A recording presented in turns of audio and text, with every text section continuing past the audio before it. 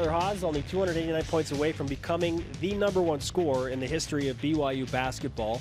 He needs to average 20.6 the last 14 regular season games. Needs 9 points to pass the BYU all-time great Michael Smith. And speaking of Michael Smith, he joins us now live on BYU Sports Nation. Michael, what do you think about Tyler Haws chasing you down? Well, first of all, good morning, guys. I'm kind of bummed we didn't have a show like this when I was in college because it would have been a blast. Absolutely. And a little known fact, I used to go to those gymnastic meets. When I was at BYU, I was dating a girl on the gymnastics team, and the Utes back then were number one in the land, too. So they've always had a great program. Yeah, those are fantastic meets to watch. Those athletes are crazy good. Oh, my gosh, so much fun. Now, Tyler Haws, just 9 points away from passing you. What is that like to be in that position where, hey, I scored X amount, and here comes a new guy behind me? The cool thing is that I live in a ward in Southern California where half of them have no clue that I even played basketball, which is kind of cool. I mean, I'm 50 in May, so, and don't even get me started on the demographics of my ward, but there's like 110 high priests and there's only 5 elders. So, we got, the guys that are 60 and 70 and 80. And so the fact that people are talking about Tyler Haws passing me is a good thing, because I walk into church and people say, hey, I heard about you the other day. Some guy's going to pass you. I didn't realize you played. And I said, well, yeah, back in the day, a little bit. I couldn't be more thrilled for Tyler. I mean, he's a return missionary, which warms my heart, and I have 3 sons on missions right now. So to have somebody like that who's done it, that way, choosing the Lord first, and then go on to pass me. I mean, he's clearly going to pass me. He's got 14 games left, and I think if he averages the 20 you're talking about, he's going to pass Jimmer in about 4 fewer games than Jimmer. So what I think is super cool, I think I was the only guy to average like over 20 3 years in a row, and Tyler is about to do that. So it's pretty amazing. So he's over 20 a game from his sophomore year on. That's just steady growth and consistency, and I'm thrilled for him. I mean, I played with his dad. Marty averaged, I think, about 14 my senior year, which was his junior year, and then he went on to like 18 or 19 his senior year, and he was a thrill to play with, one of my very best friends from my days there at BYU. We were just looking at some of those highlights from your career, Michael, and those shorts were great. Yeah, they are real. It's fantastic. Do you like do you like how fashion has changed in basketball now, or do you feel like guys should go back to the short shorts? You know what? That all happened between like my junior and senior year. I remember our old equipment manager, Floyd Johnson, giving us the new uniforms our senior year, and they were baggy tops. And, I wasn't the most muscularly built guy, so, I mean, the big baggy top and the longer shorts, I was like, what the heck are these? I was just, like, swallowed up in this uniform. I wanted something a little smaller so it looked like I had some guns. And I don't know if you remember way back when, but I kind of I was all into making the uniform my own special thing anyway. I put like a blue drawstring in my shorts and let it hang out, and I wore my blue knee braces. And anyway, who knows? I mean, the uniforms are what they are, and I can't even imagine. The one thing I do not like is the fact that girls in girls basketball wear long, baggy shorts. That's kind of like, anyway, don't get me started. But they are what they are. I think the women should be as feminine as possible, and so I don't like them emulating or copying the men's style of the uniforms. Basketball Style 101 with Michael Smith. Kyle Collinsworth had his 3rd triple-double on Saturday in the last 9 games. The last time that a BYU player had a triple-double was you. What do you remember from your last triple-double? Or your triple-double at all? I think it was a game against Colorado State, and I think my final assist came in a game where we were maybe up 8 or 10, so it wasn't like it was contested at the end, but I was in the game till the very end. and I think I either grabbed a rebound or after a made basket, stepped out of bounds and threw a length of the court pass to Jeff Chapman, who dunked at the buzzer. So that was like the 10th assist. Oh, wow. To get the triple-double. But here's the thing. Triple-doubles in the pros are obviously very rare. And you have those guys who did it a bunch, the Magic Johnson and the Jason Kidd, and those guys topped the charts forever. In college, it's darn near impossible. I mean, they just don't give you any leeway on an assist unless the rules and the criteria are starting to change. But I remember back in the day, if the pass did not lead like almost to a layup, they didn't give you an assist. In the NBA, there's a little bit of, I guess, call it spirit of the law kind of thing. So if a guy gets a beautiful pass and takes a dribble on his way to a dunk, it's still an assist. In college, the rules are like really way more strict. And so the fact that this guy, Collinsworth's done 3 in 9 games, and we hadn't had one in almost, 40 years or 30 years, that's crazy. So he must be doing something right. Congrats to him. Michael Smith, former BYU basketball All-American and great, now the color analyst for the Los Angeles Clippers on TV, joining BYU Sports Nation. Let's talk about the prospects of Kyle and Tyler potentially playing in the NBA. I know that they're on radars for sure, but they're not your prototypical, hey, we're going to go draft those guys in the first 2 rounds, just because they're a little bit unique and they might have some differing challenges compared to some of the other high-profile NBA recruits. But what do you think about those two and their prospects of playing in the NBA? I'll have to be honest on Collinsworth. I don't know him that well. I don't know his game that well. So for me to speak intelligently about his NBA potential, I think would be unfair to him. I know he's big. I know he's got good size. I've only seen him play maybe twice in my life, so that's probably unfair. I think I know Tyler's game much better just from knowing his dad, and kind of I think the games I have watched, I've focused more on his game. But I will say this, when you jump up to the next level, and it certainly affected me, speed is such a factor. So you just don't realize how fast the guys are and how fast the game becomes.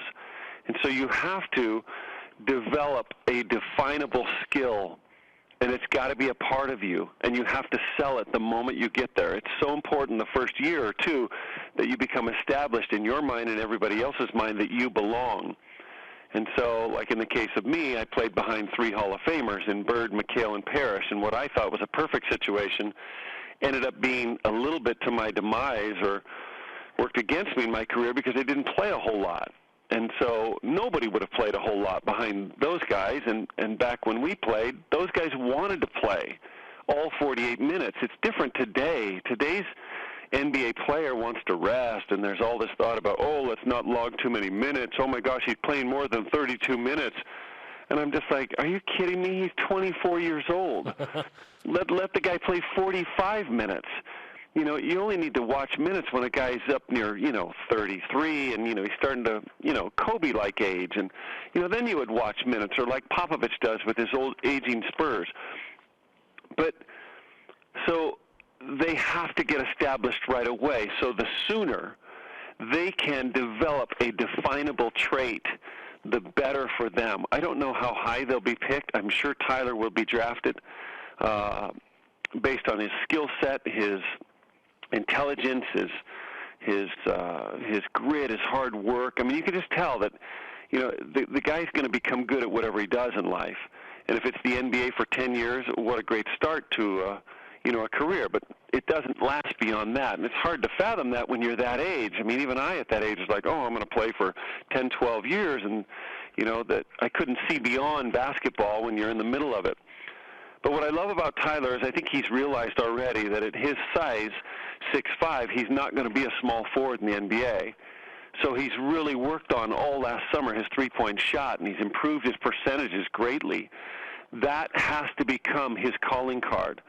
Now, I'm not saying he has to sit out on the floor and just shoot threes, because he's got a scorer's mentality, and he's got much more game than say, just a spot-up shooter in the NBA. But size rules in the NBA. And so guys at his position, which is going to be a shooting guard, because I don't think he's a point guard, are his size or taller, and his size or faster, or his size and longer. So I look at like a Kyle Korver, who the Clippers play the Hawks tonight, so I'm like very much aware of Kyle Korver's stats and what he's done. There's only 14 guys who've made more threes than Kyle Korver right now in NBA history. But none of the 14 have shot a higher percentage, and it's not even close. So arguably he's the best shooter, three-point shooter in NBA history currently, until Steph Curry passes him, because Steph Curry's making him at a rate that's unbelievable and shooting the same percentage. But Korver he's created a definable skill, and here he is at age 33, still playing. He was a second-round pick. He was the 53rd pick in the draft after a great college career at Creighton. But 6'7", not fast enough, to be a star in the NBA, not long enough, but worked at it, and that's kind of how I envision, Tyler becoming like an NBA 2 guard, and probably starting as a backup and then becoming a starter based on how well he develops that three-point shot. And the only thing keeping him from becoming great or the best at an NBA three-point shot is his own abilities and his own time, and based on his career path, why not? Sure. He should look at it and say, why not? Michael, give us an update on some of your kids playing college sports. I know Maddie Ziering-Smith on the BYU women's basketball team. You had a son that played for Long Beach State men's volleyball. Your dad came up to me before a match like 2 years ago and said, "Hey, I'm Michael Smith's dad. Our grandson's in there." I was like, "What? No one told me this." Okay, so I'm married twice. I had 5 from my first marriage. I married a non-member gal from New York the second time around. That's like 11 years ago. And she had 3 little children. They were like 2, 3, and 4 when I came into their life, and we've adopted them. And so we have my 5 originally and our 3 together, and then we've had 2 together. So we have 10 children total. She's since joined the church. All the kids joined the church, and we've all been sealed together. It's just been, a marvelous process through life. And I should write a book someday. But I have my oldest boy playing professional volleyball. So he's playing in Czechoslovakia. So he was 3 years the captain at Long Beach State. Mm-hmm. I have 3 sons on missions. So one of those boys, Karch, played his freshman year of volleyball at BYU. You named a volleyball player Karch. Nice. It's funny. All my first 5 children were K first names. After my mom is K. Marie Smith, so they all had KMS names, except my youngest, Sandin. So he's Kyle Sandin, but he also is a volleyball player. He's on a mission, too. So Karch is 6'4". He's a setter. He'll be back in May. Kyle Sandin is 6'3". He's a setter. He's in the Marshall Islands. He'll be back in July. Matthew played football in high school. He's now in Bolivia. So I got 3 out at once, which is crazy. Which has to be close to a record. That is wild. I bet 4 is a record. Maddie's a freshman, a redshirt freshman on the girls' team. She's a 5'4" point guard. I have a senior down here, a junior down here, cheerleader. I have a senior left-handed 6'2" setter, Kendall. She wants to go to BYU and play volleyball. She's a very highly skilled girls volleyball player.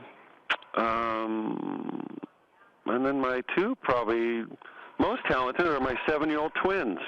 There you go. They're boy girl, and I know I'm sounding like the proudest dad in the world right now, but they are at age 7 the California 8 and under ballroom dance champions of Southern California. Look at that, champions.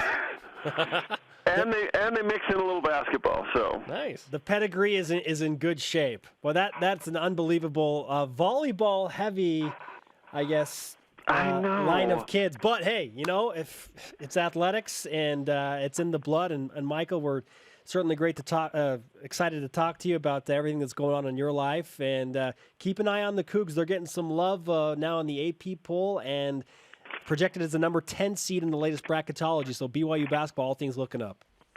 I know, right? Just a couple of OT losses to San Diego State and Purdue. Otherwise, they'd be sitting there 15-2.